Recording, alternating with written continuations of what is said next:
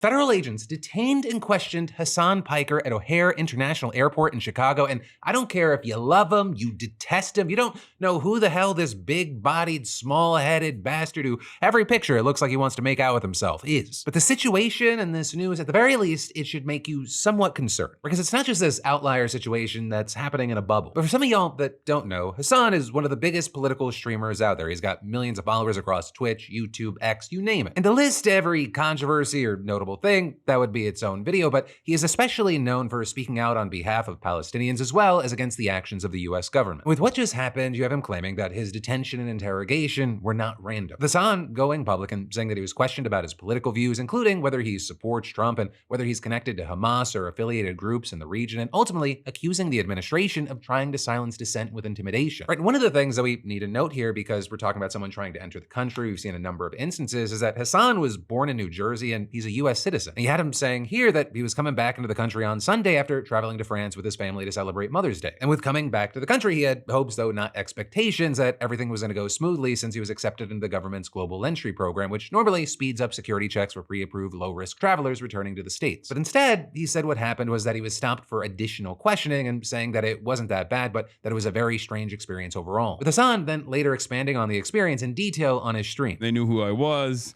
and they were ready to receive me, let's just say. And it wasn't a very warm welcome. I get to the global entry line, and they're processing everybody expeditiously. You walk up, boom. You walk up, immediately they take your photo of your face, and you walk in. Gets to me. Take a photo, boom. Walk in. Instantly, the Customs and Border Patrol agent goes, "Step aside, sir." Right, and from there, Hasan says that he was taken to a detention area to wait, and saying that the others that he saw there, it included terrified families and an old lady in a wheelchair, and that none of those that he spoke to were US citizens. And then eventually being called in for questioning. And with that, you had Hasan then describing the conversation as surprisingly cordial, but also claiming that the feeling was kind of undermined by the fact that the entire process is supposed to be intimidating. But you also had him saying that he wanted to see exactly how far CBP was going to go, and noting that he was in a position of privilege to be able to do so. And so with that, saying rather than pleading the fifth as maybe would normally be a good idea, he was very candid about some things, including his views on Donald Trump. There were definitely areas where I was very revealing about my position, knowing full well that they know exactly what they're looking for. I saw no reason to hold back on certain things. So I said, I don't like Trump.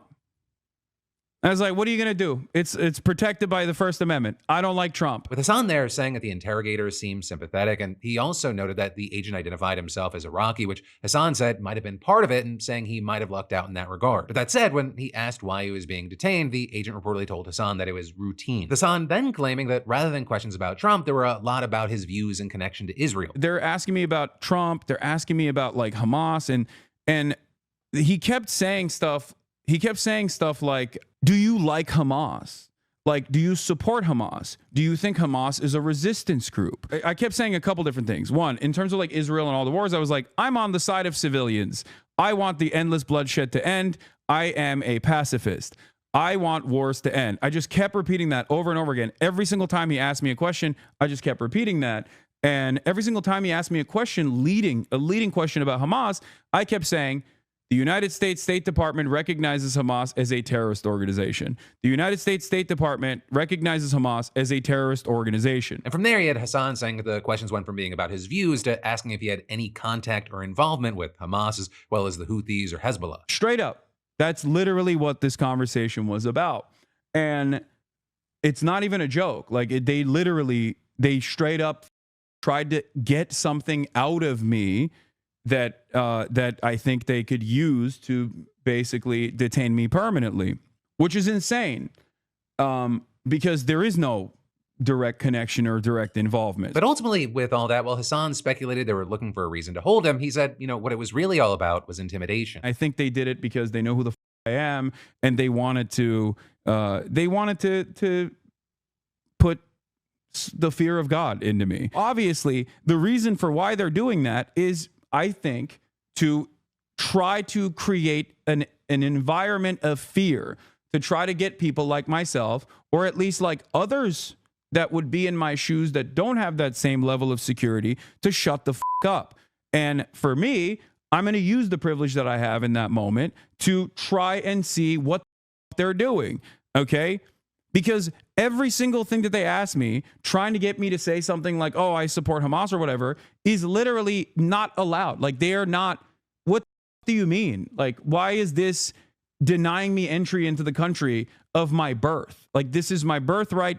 I'm an American citizen. You can't just stop me at the border and be like, what's your opinion on Donald Trump? You're not allowed to enter the nation. The goal here is to put fear into people's hearts, to have a chilling effect on speech, that like the government is unafraid of intimidating you in illegal ways. Okay. The government is now officially willing and able to intimidate you for speech, for your speech. That is a direct violation of the First Amendment. Now, with all of that said, on the other side, you had officials denying that Hasan was targeted over his beliefs during what they called a routine and lawful inspection, with notably DHS spokesperson Tricia McLaughlin accusing the streamer of, quote, lying for likes, and going on to say, claims that his political beliefs triggered the inspection are baseless. Our CBP officers are following the law, not agendas. And adding, upon entering the country, this individual was referred for further inspection, a routine lawful process that occurs daily and can apply for any traveler. Once his inspection was complete, he was promptly released. Though then, you had Hasan responding to the Trump administration's defense in a statement to NBC saying, what part of a lawful routine inspection requires DHS to question me about my political views, my opinions on Donald Trump, and my stance on Israel and Palestine? Which, are thoughts and questions we've seen echoed by others. I mean, you have people like Alex Peter, for example, known as Lolo, who's an attorney who's popular online, and he wrote, DHS flagging and detaining one of the US's largest left-wing voices for their political opinions, while the Trump admin suggests they might suspend habeas corpus, does not portend well for the future. But then also, Hasan's uncle, the co-founder of the Young Turks, where Hasan briefly worked, also chiming in, saying border agents detaining and interrogating Hasan proves two things. They are targeting US citizens as well. And adding, they asked him about his policy positions on Israel and Trump. This is a frontal attack on freedom of speech.